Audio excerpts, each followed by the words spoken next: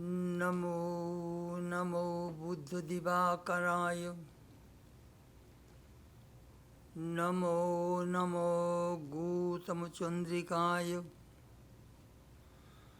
Namo Namo Ananta Gunanaraya. Namo Namo Shaikyanandanaya.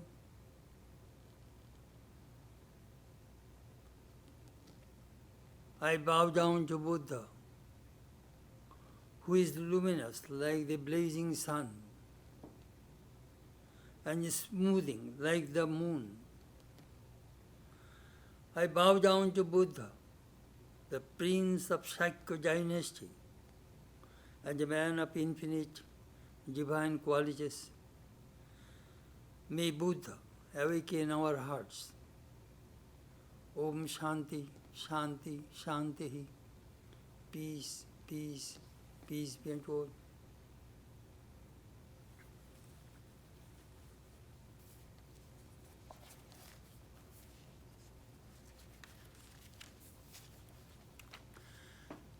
This morning our subject is Buddha and his teachings, part 26. We are studying Dhammapada, one of the most popular scriptures of Buddhism.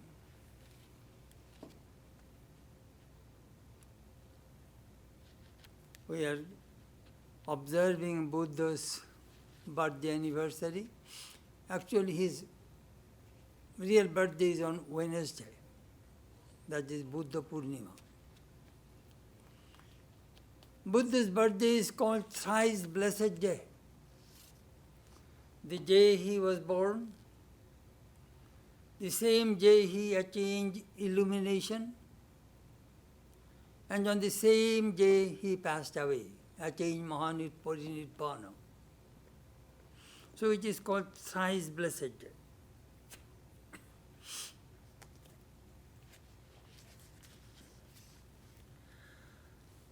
Buddha was born, it is amazing, the 6th century is remarkable in the religious history of the world. 6th century. In China, we had Lao Tzu and Confucius. In Greece, we get Parmenides and Empedocles. In Iran, Zarathustra. In India, Mahavira and Buddha.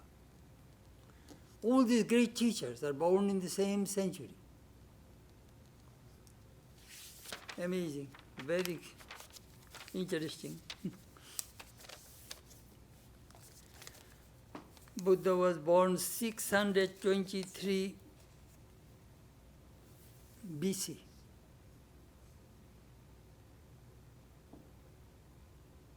Sixth century BC, of course, I meant. 623 BC, and he passed away in 544 BC at the age of 80. He was born at Kapilavastu, a foothill of the Himalayas. His father, Shuddhadana, was a king, local, small, not a very large kingdom. And his mother was Mayadevi. Buddha was born in the Lumbini garden. But his mother died within 7 days after his birth.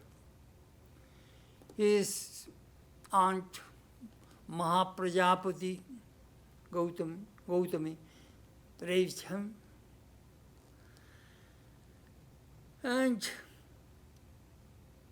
it was in his horoscope that either he would be a great emperor or he would be a magician. Buddha got great education. He knew 64 branches of literature called Lipi. I really do not know Magad Lipi, Buddha Lipi, Amuk Lipi, various kinds of. It is in the Lolita Vistara, Buddha's biography.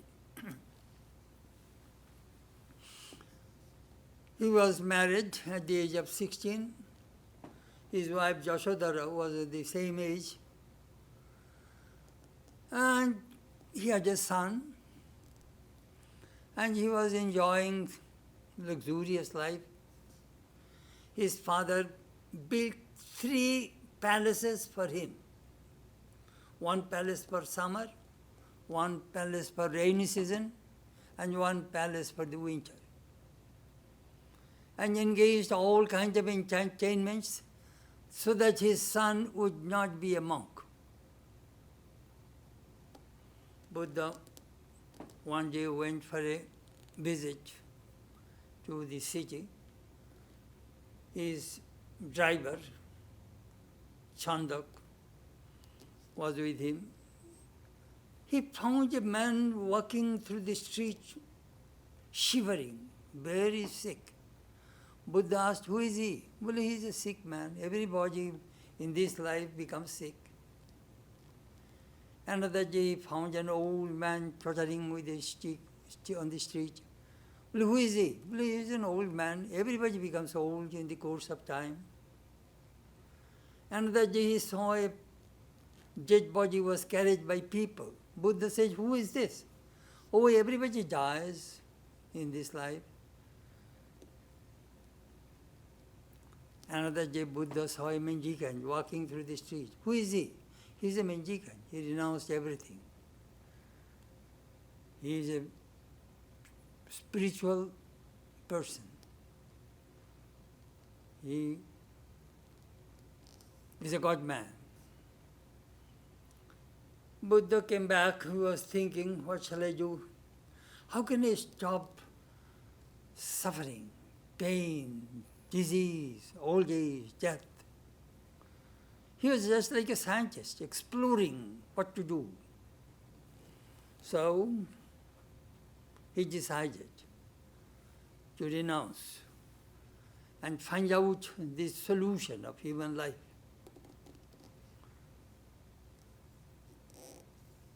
He left. At the age of 29, it is called Maha-Abhinishkraman, the great departure of Buddha. Swami Vivekananda made a remark, you people want to renounce. Buddha's renunciation is the real renunciation. He was a prince, his beautiful wife, son, kingdom, money, everything, but he renounced. Real renunciation. He went to a guru, Maharaj Kalam and Udrak, learned Vedanta, but could not get any peace. He left, went to Goya in Urubilla. 6 years he practiced tremendous austerities.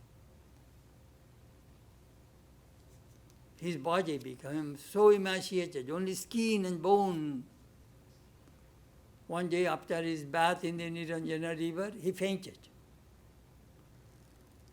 A farmer's daughter, Sujata, saw from a distance, brought some rice pudding and fed Buddha and gave back life.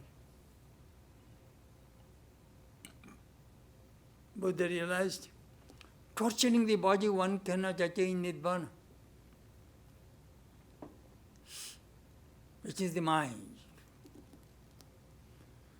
He went to Gaya, that's Bodh Gaya. I went there in 1982. There's a Bodh tree. Now the tree is, I think, 3rd generation. Under the Bodh tree, he sat for meditation with a great determination. It was a beautiful verse.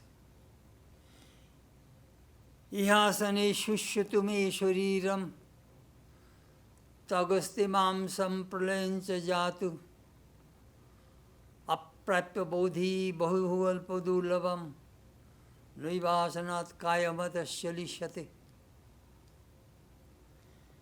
Let Yasane shushyatu me shariram, on this seat, Let my body be dried up. Let my bones and flesh fall apart. But without attaining Nirvana, I shall not move from this place. And Buddha attained Nirvana.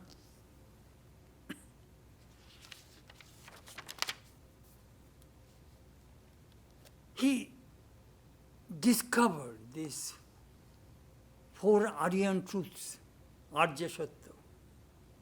There is misery. There is the cause of misery. There is a cessation of misery. There is an antidote to misery.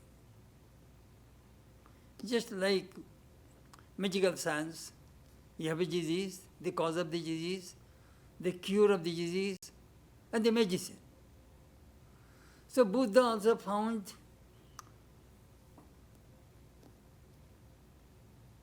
the cause and the cure. His Eightfold Path will cure this disease that he discovered, that he taught. I shall not go to the Eightfold Path. Anyhow, he discovered the Karya Karan Sambandha, cause and effect. Every cause must have an effect. Every effect must have a cause. So there are 12 links of the cause and effect that he discovered. And he found avidya, ignorance. From there comes the desire. Desire is the cause of all these problems, birth, death, disease, everything.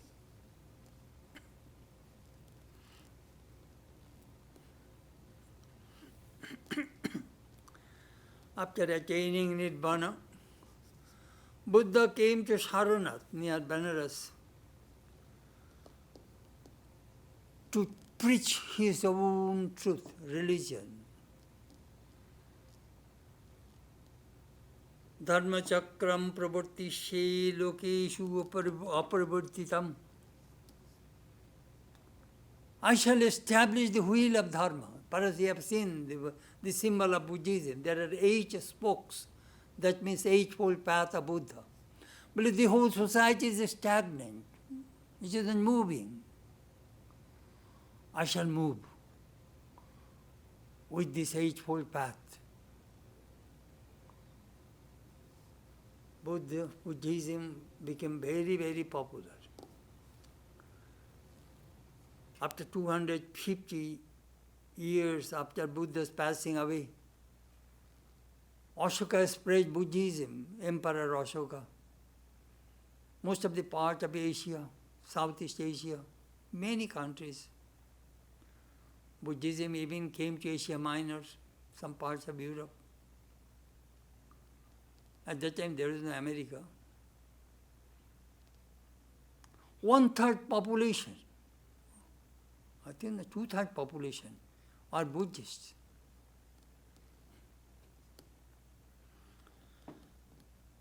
So Buddhism spread. Be good, do good. Light your own lamp. Work out your own self-liberation.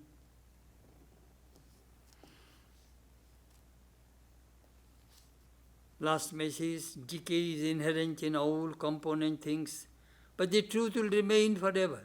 Work out your own salvation with diligence. Buddha said, it is a beautiful verse, Maitri Balena Jitva Pito me osmin amritavanjaha. Do you know what I have done? Through the power of friendship,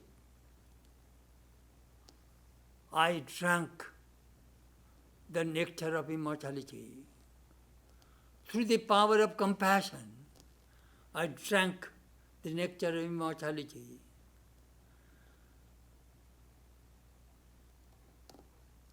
By the power of joyfulness, I attained the nectar of immortality. Moreover, I cut my ignorance with a shining sword of knowledge. I am illumined, I am Buddha. You see, in Buddhism, there are 3 stages. First stage is called Bodhisattva. Second stage is called Arhat. And third stage, the highest stage is called Buddha. Only Buddha attained the highest stage.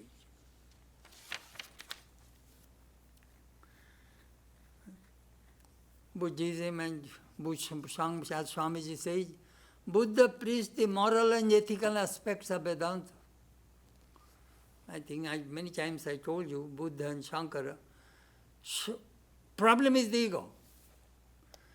Buddha smashed the ego, killed the ego. Shankara, Buddha destroyed the ego. Shankara dissolved the ego with Brahman. That is the difference. Aham Brahmasmi. Shankara dissolved this I consciousness with that Brahman consciousness. And Buddha just killed the ego and became one with consciousness.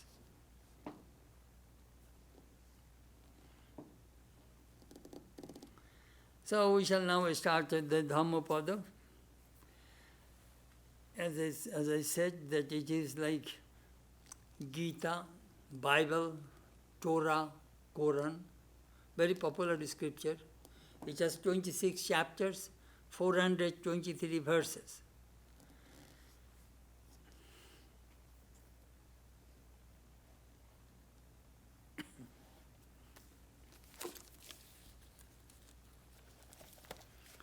We shall start chapter 11, Jara Varga. Name of the chapter is Old Age. Old Age.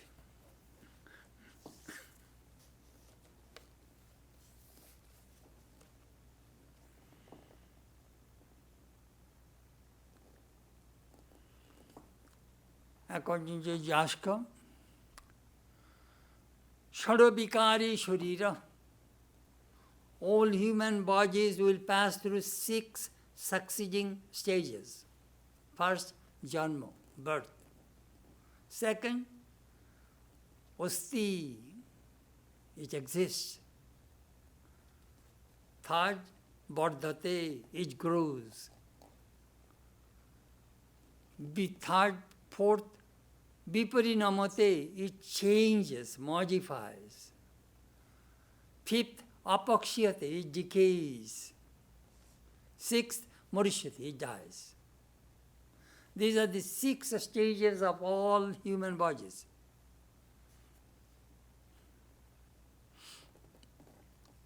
In the Krishna mentioned in the Gita, Jatasahi dhruvo mrityu, dhruvang janma mritasya. If you are born, you will die. And if you die, you will be born again. This is inevitable. Why do you lament, O Arjuna? So birth and death are the obverse and the reverse of the same coin. Recycling. Birth. For the reason our scripture says, Jivaivo dharmashila syat anittam khalu jivitam. Mahabharata says, Jivaivo dharmashila, when you are juba, young, when you have youth, at that time practice religion, spirituality. Because this life is not permanent. Some people think young age for enjoyment, old age for religion. It doesn't work that way. Old age, we know, aches and pain, doctor's visit, dental visit, eye doctor visit, hospital visit. You are worn out. At that time it is, and all old Samaskaras cover your mind, all attachments. At that time, the mind does not go to God. Very difficult. Very few people can do it. Not that it is impossible.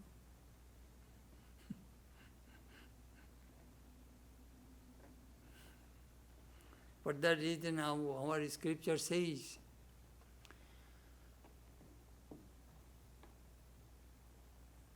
it is in one Upanishad, that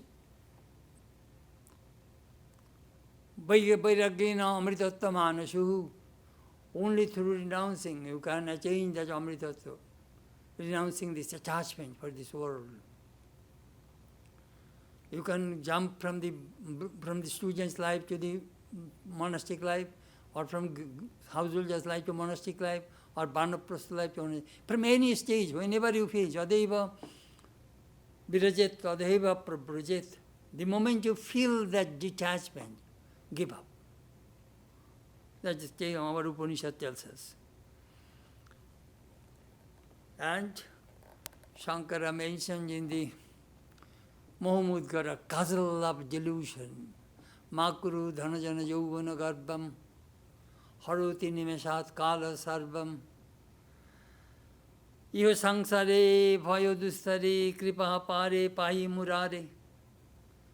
Never be proud of your money, your youth, your friends and family. The all-devouring time can swallow, destroy everything. In this world, people are fraught with fear. So, worship the Lord, Shankara says.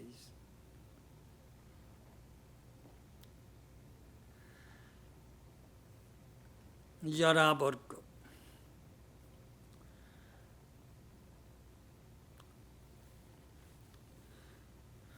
Buddha had some women disciples, Amrapali, Vishakha, Kshema, Sujata. So this chapter begins with the story of Vishakha. Vishakha was instructed by Buddha when she was 5 years old. She was married with a very rich person in Vaishali, the capital of Koshal. She was very, very rich, at the same time extremely devoted to Buddha. She gave a part of her property and built a huge monastery. Buddha sometimes used to come and stay in that monastery. You will have to understand, during Buddha's time, many thousands and thousands of people became monks and nuns. Especially rainy season, they used to stop in one place. Otherwise, they would travel.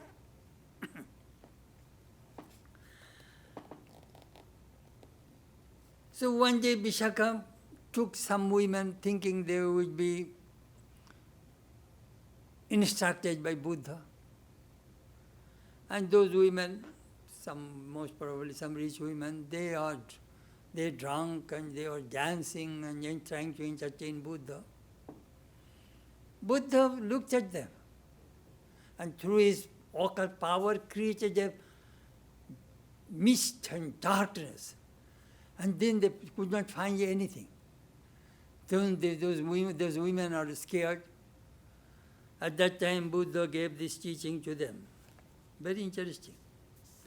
Why is there laughter? Why is there joy while this world is always burning? Why do you not seek a light? You who are shrouded in darkness. Fire is used by Buddhists to represent the empirical process which is full of suffering. The world is perpetually changing, burning, and so we should just strive to get out of it. There are 11 kinds of fire in Buddhism. First fire is attachment, hatred, delusion, birth, old age, death, grief, lamentation, bilap, misery, asantushti, dissatisfaction, depression. These are all fires. They burn human bodies, human minds. You know, there is a very beautiful saying, Chita Chinta. Chita means funeral pyre. Funeral pyre burns human body only once. But Chinta, worries and anxieties, burn human bodies all the time.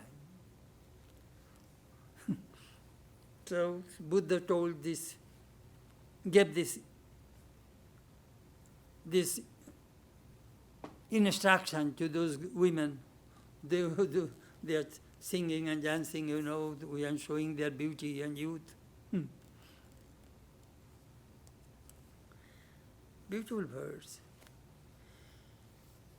This verse reminds us two paths.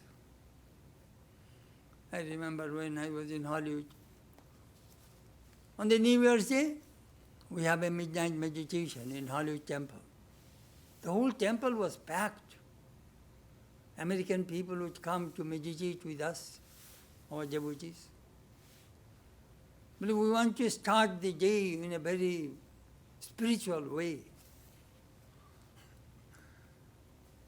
And at the same time, I asked one devotee, where have you been? Well, Swami, there was a Beverly Hilton Hotel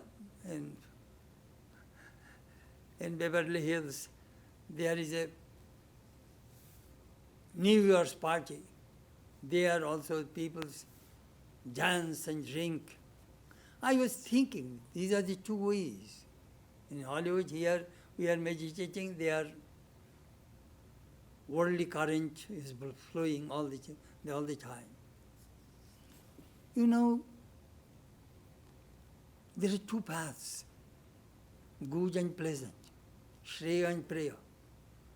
It is all for us which path we shall select. It is all in our hands.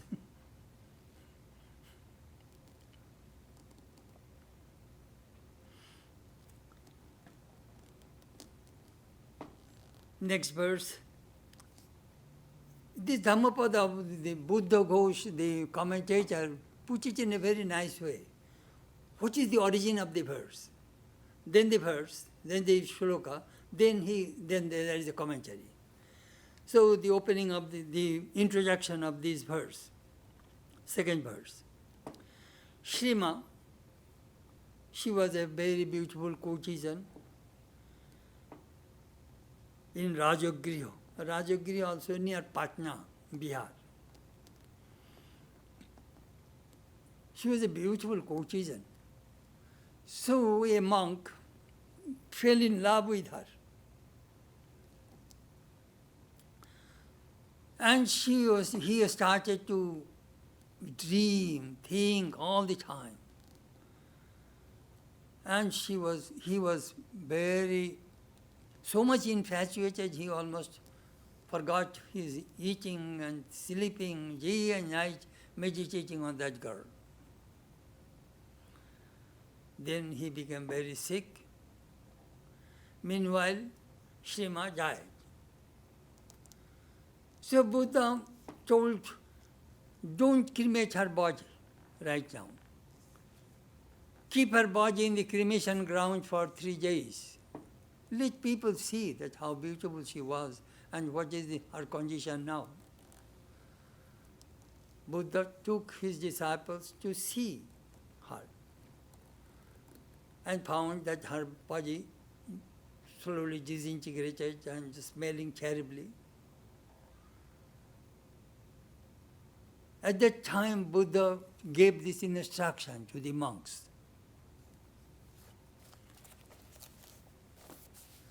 Behold this painted image, a body full of wounds, put together, diseased and full of many thoughts in which there is neither permanence nor stability.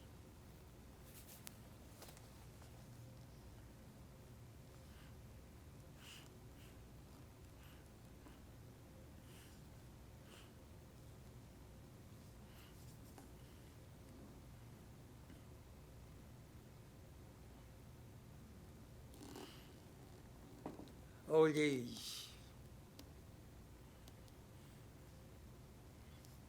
I remember I interviewed the Swami in 1982, Swami Dharmeshananda. He wanted to be a monk. M said, do you really want to be a monk? You visit cremation ground every day and see how the bodies are cremated and report to me. He did for 3 days. Then he later became a monk.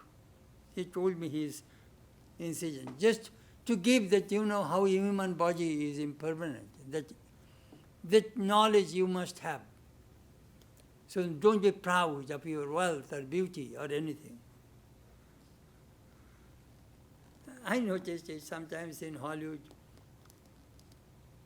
when the actors and actresses, especially the actresses, when they become old, they go to isolation, seclusion.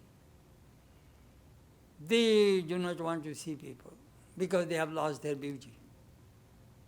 I remember one, I wanted to see her. She said, no, I cannot see you.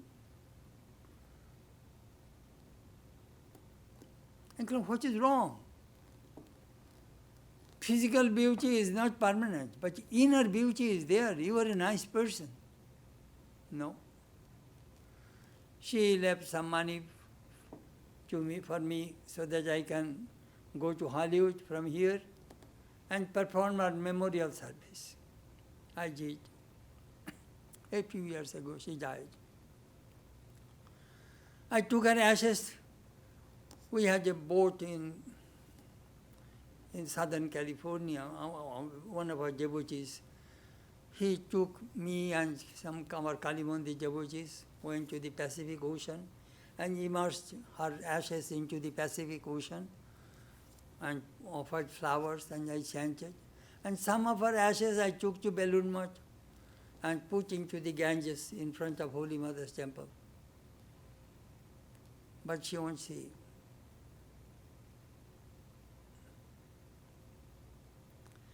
Do you know how do I look at it?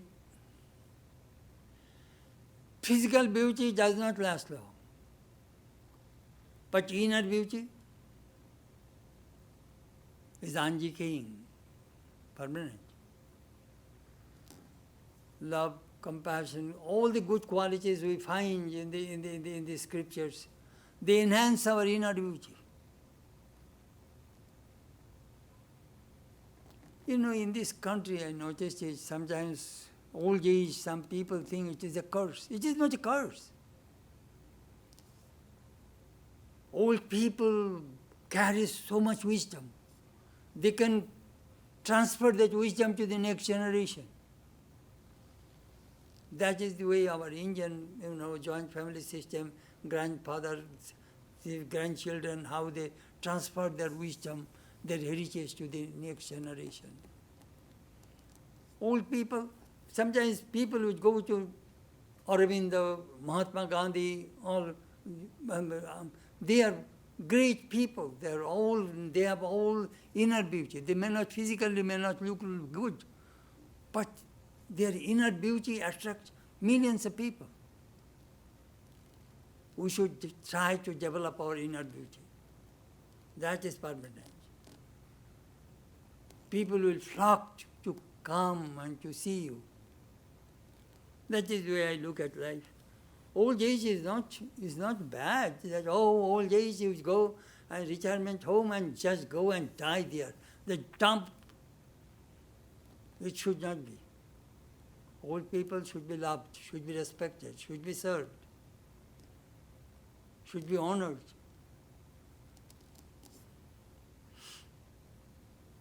Develop inner beauty.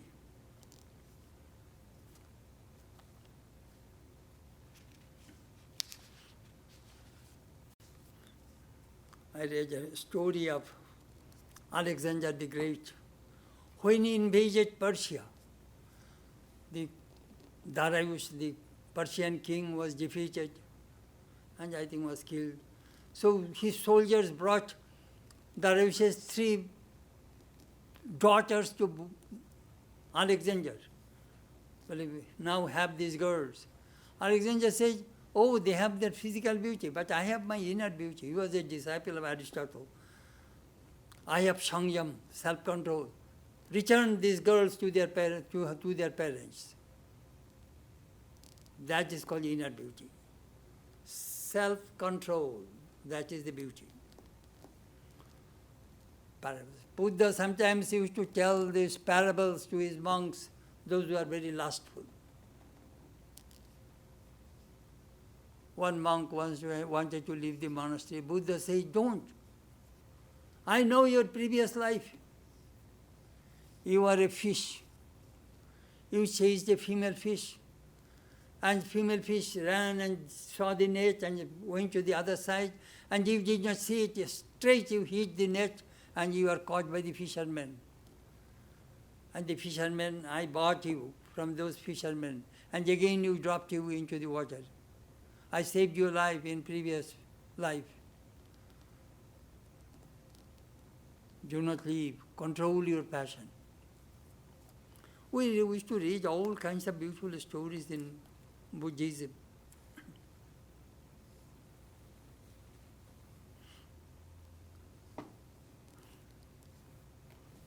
Second one. Third.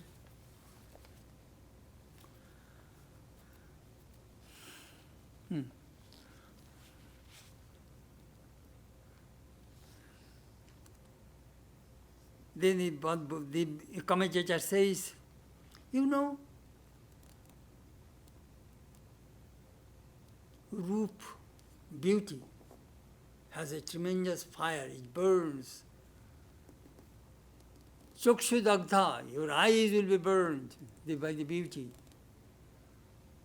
With that eyes you cannot see God. That is called infatuation, delusion. Morbid attachment for flesh. He says, the commentator says, moth, when they see the fire, they go. They do not realize that moth, that fire would be the cause of their death. I have seen in Kansas City, in fall, I saw some electric rod, and all moths go there and hit that electric red, hot electric rod, and they burn, and the ground is heaps of the moth. That happens. That says how beauty can, this desire for beauty can kill a person. Next story.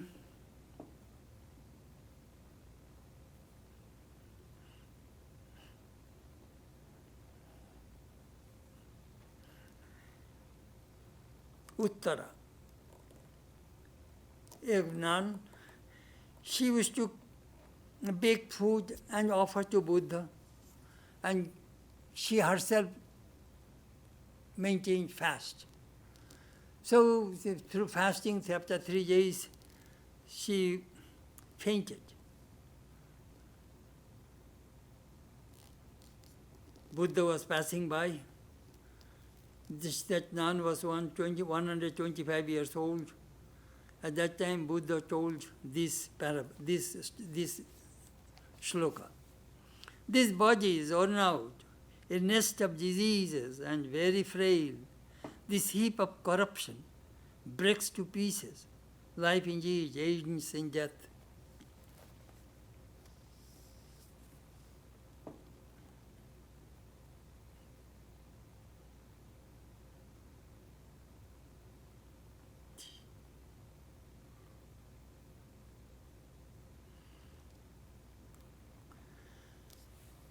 I remember a poem of Rabindranath Tagore.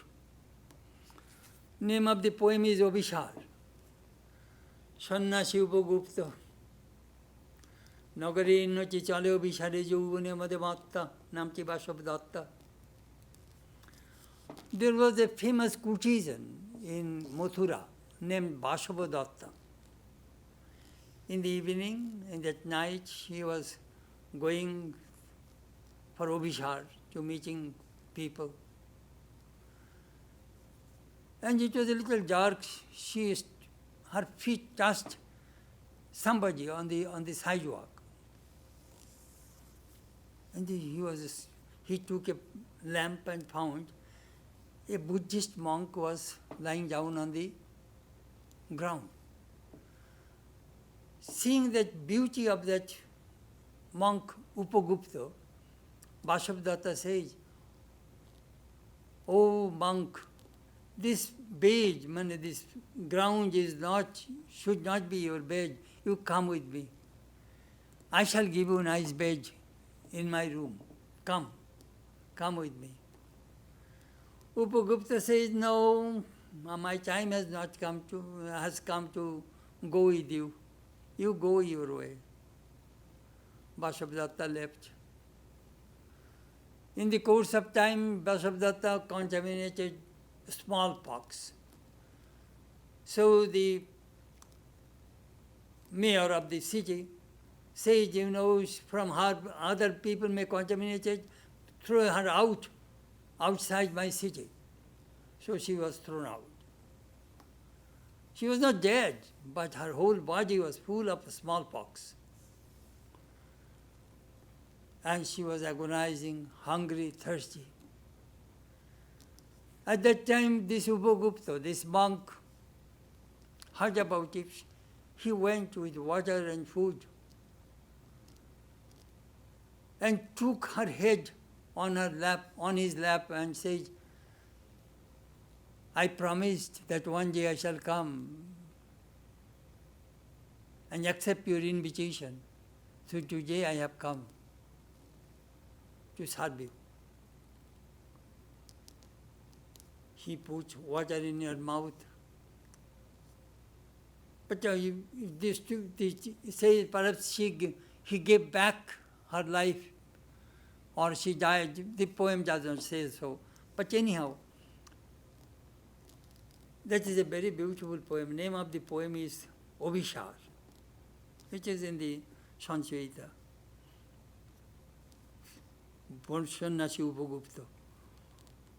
That is inner beauty, we see.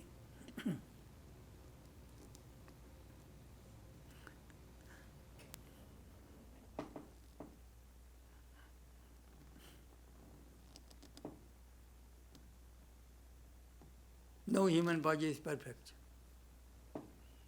I remember I asked one great Swami. He fell down, he had an accident. And I asked him, "Maharaj, how are you?" He says, "I'm okay." Uncle, do you have that pain? He did not like that I should remind his body consciousness. He said, "Are you all right?" I said, "Yes." "No, you are not all right." Uncle, "No, I am all right." "No, you are not all right. If I send you a doctor, the doctor will find there is something somewhere wrong in your body. No human body is perfect." I got a great lesson. Sometimes we see, all actors, actresses, when they are makeup and all their expensive costume and dress, they look like something beautiful. But in the natural, without any makeup or without fancy dress, they look like normal.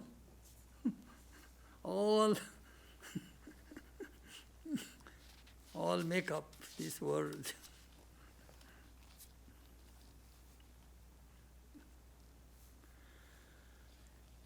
That is the third one.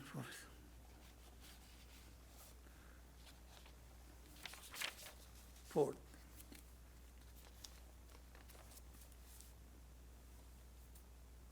Uh, 500 monks are practicing austerity in a forest, in a monastery, and after sometimes they thought they have attained the perfection. So they wanted to visit Buddha. Buddha came to know about their minds, and he told his disciple, Ananda, before they come to see me, send them to visit a cremation ground.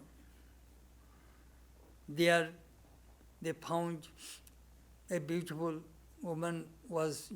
young woman was dead, so they saw her beauty and found dead.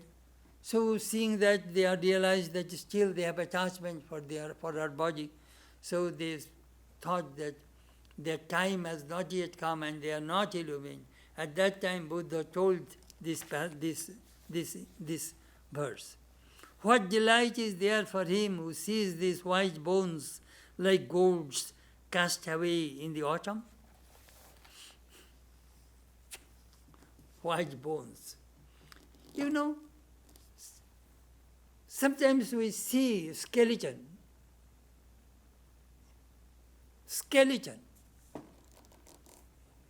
in the anatomy class or some museum. You can see a skeleton.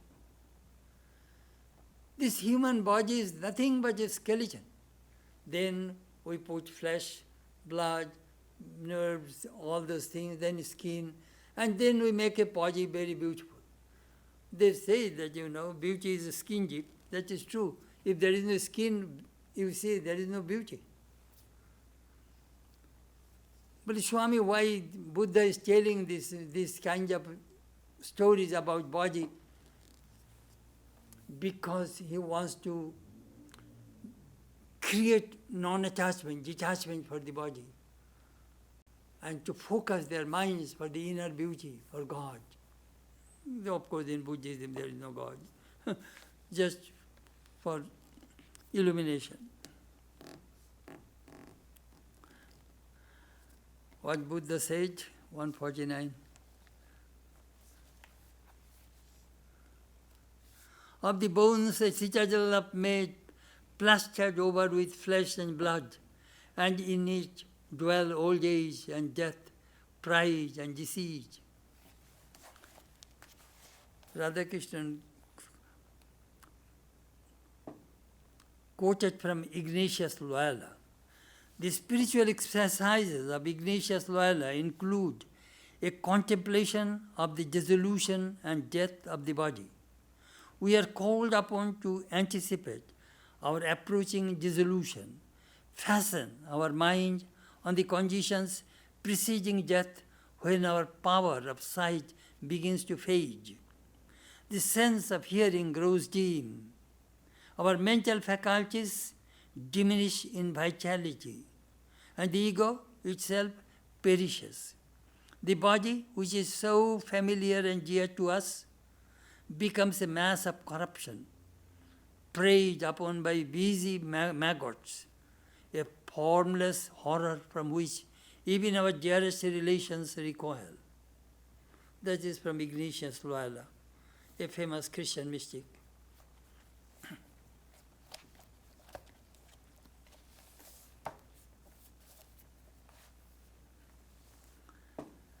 Next verse, 151.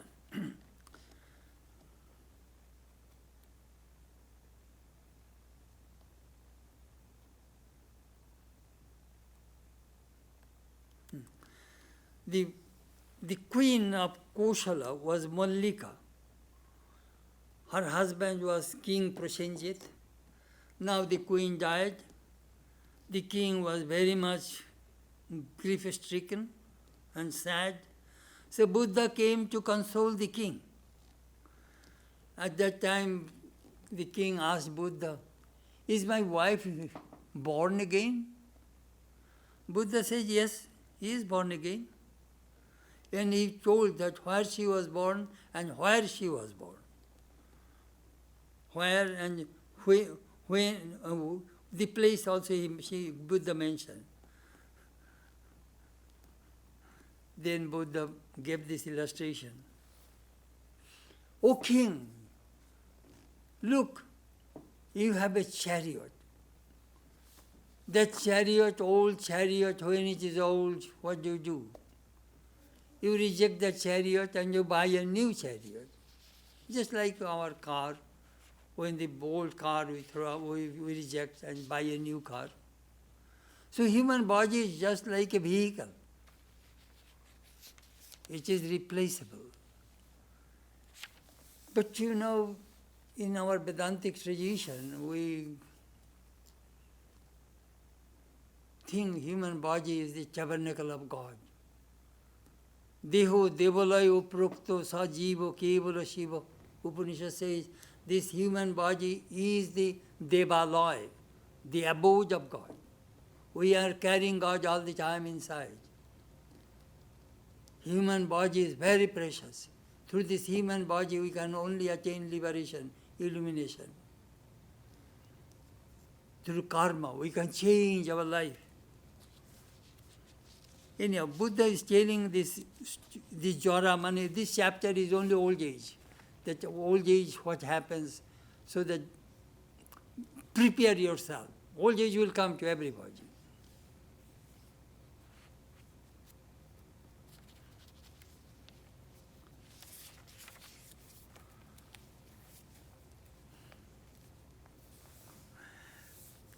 There is one bhikkhu, one monk, his name was Laloduri. He has very, very short memory. And people would taunt him, criticize him. And sometimes he was very forgetful. And he was a laughing stock. So when one day the monks are talking about him to Buddha, then Buddha told this instruction, 152. The previous one, the splendid chariots of kings were away. The body also comes to old age, but the virtue of the good never ages. Thus, the good teach to each other.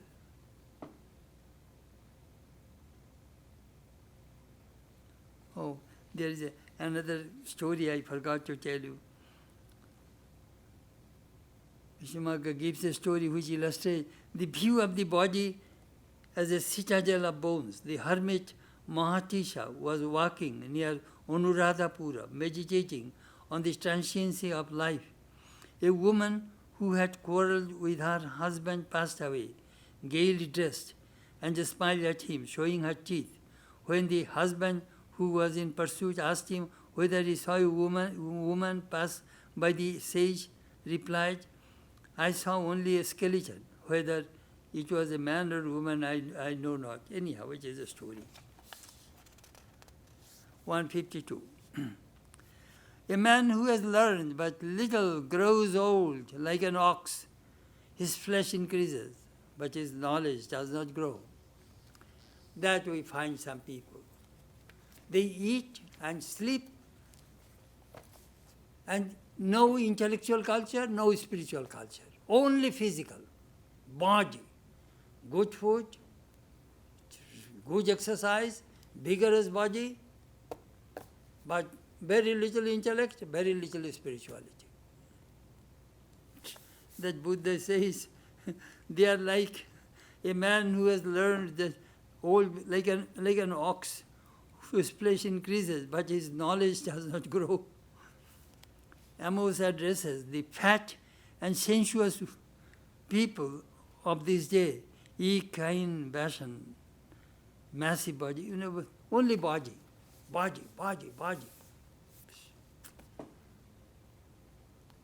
Intellectual side, spiritual side must be developed.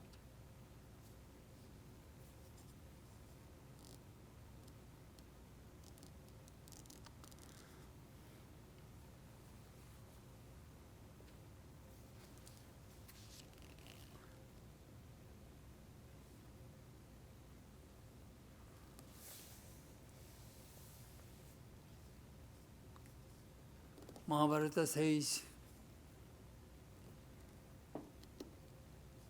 the difference between man and animal.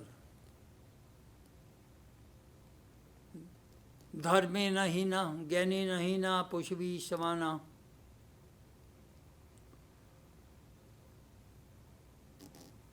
Ahar nidra bhayo moithunancha. Ahar. Human beings eat, animals also eat. We sleep, animals also sleep. We beget children, animals also beget children. We have fear, the animals also have fear. In these four aspects, there is no difference between man and animal. Only in one place there is a difference. Human beings can practice spirituality, religion. We have a power of discrimination. Animal beings do not have that faculty. Dharmena hina poshubi samana. What a beautiful message. Without practicing dharma, duty, religion, spirituality, human beings are like animals. No difference. Next two verses are very famous. It says that after illumination, Buddha recited these two verses.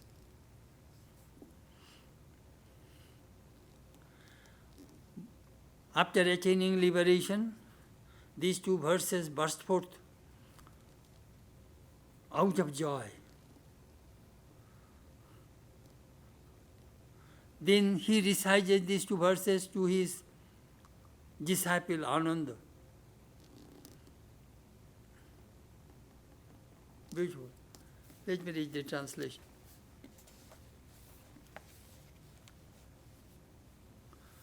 Anuke Jati, 153, 154. I have run through a course of many births, looking for the maker of this dwelling and finding him not. Painful is birth again and again. Now are you seen, O builder of the house? You will not build the house again. All your raptures are broken. Your rich pole is destroyed. Your mind, set on the attainment of nirvana, has attained the extinction of desires. Beautiful, beautiful. 153, 154 represent the words which Gautama, the Buddha, is said to have uttered at the moment of his enlightenment. In the commentary of Brahmajala Sutta, this verse is said to be the first utterance of the Buddha, his last being the words of the Mahaparinirvana Sutta. Life is subject to age. Strive in earnest. The builder of the house is craving, tanha, which is the cause of rebirth. If we shake off craving, there is nothing to bind us to the wheel of existence. Desire, I know thy root. From imagination art thou born. No more shall I indulge in imagination. I shall have no desire anymore. Of imagination are born attachment, aversion, and delusion. The source of human birth is desire. No desire, no birth, no death. Desire pushyati bopuhu. Vasana pushyati bopuhu. Who is preserving human body is desire. If you have no desire, my teacher once just told me, do you know if you have no desire, what will happen? What will happen? As you see a ripe fruit fall from the tree and on the ground, that thing happens. Your body will fall on the floor right now if you have no desires. Desire, desire, desire. Hope, hope, hope. That is helping us to continue this life. Buddha says, I killed the desire. So the desire, this body will never be made. I shall attain nirvana. Somebody, I remember there is a beautiful verse I memorized. Somebody asked Swamiji in America, why don't you marry? Why should I marry? When I say woman, I think of a divine mother. Why should I make all these sacrifices? To emancipate myself from earthly ties and attachments, there is no rebirth for me. The moment I shall die, I shall merge with divine. That's what Swamiji said.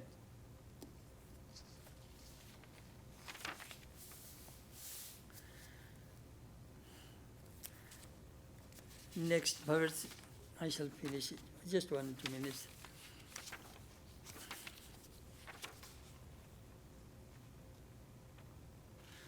There was a very rich man in Varanasi. he had a son who did not get any education, but he inherited a lot of money. And he inherited the money from his father-in-law also. So gradually he started to associate with evil company and lost all money. And he and his wife are begging food from the street. At that time, Buddha told these two verses.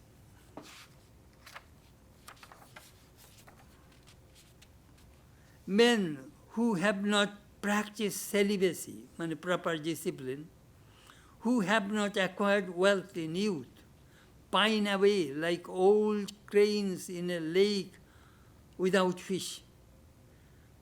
Men who have not practiced celibacy, who have not acquired wealth in youth, lie like worn-out bows, sighing after the past.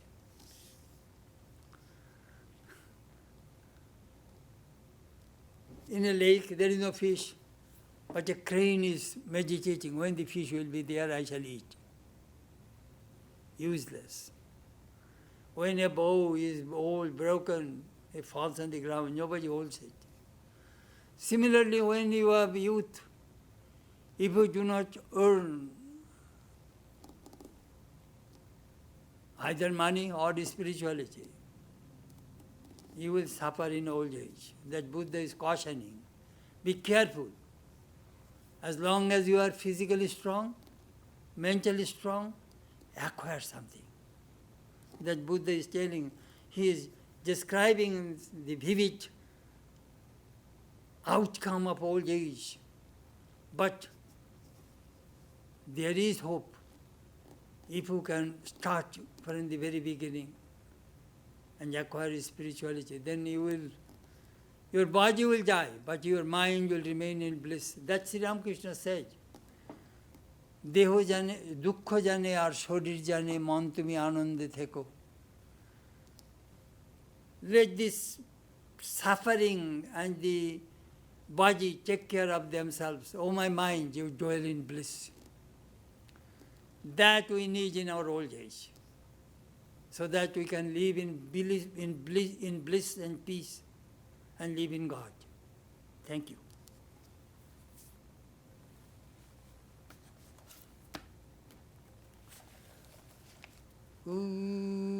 Buddham sharanam gacchami, dharmam sharanam gacchami, sangham sharanam gacchami. I take refuge in Buddha. I take refuge in his spiritual wisdom. I take refuge in his spiritual company. May Buddha illumine our hearts. Om Shanti. Shanti, Shanti, peace, peace, peace be unto all.